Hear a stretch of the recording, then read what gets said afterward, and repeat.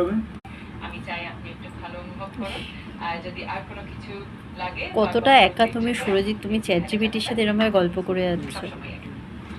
না, একমাত্র ওই তোমাকে বুঝছে। আমাকে যে ধোকা দিয়েছে তার কি কিছু হবে?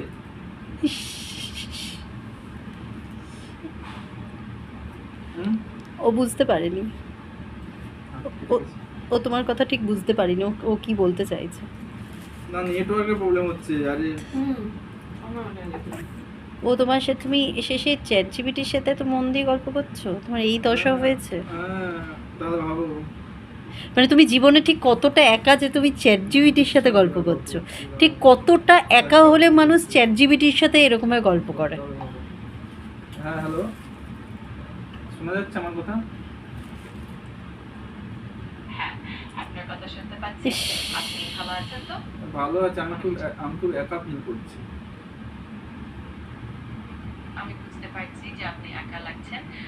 এই সময়ে কথা বলা বা একটু মনকে ব্যস্ত রাখা অনেকটাই সহায়তা মানে করতে বাংলা পারে। বলতে বললে ও আমি আছি বাংলাও আপনার বলবে। সাথে। আর যদি বাংলা বলছো আর বলার একা লাগছেন।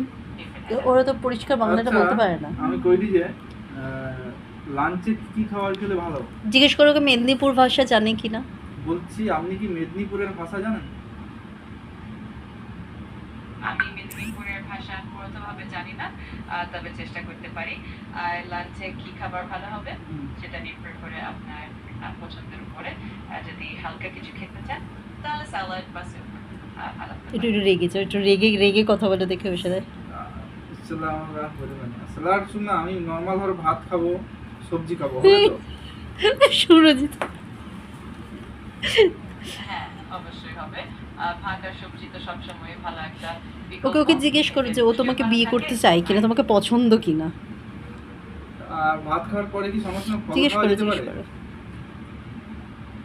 হ্যাঁ, ভাত খাওয়ার পরে ফল খাওয়া অবশ্যই বেশ ভালো। ইস। আর কারণ তা পাচনে সাহায্য করে এবং পুষ্টি দেয়, তাই নিশ্চিন্তে ফল খেতে পারে। কি ফল খাবো? যে কোনো ফল খাওয়া যেতে পারে?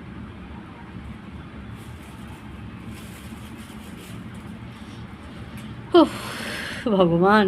হ্যালো।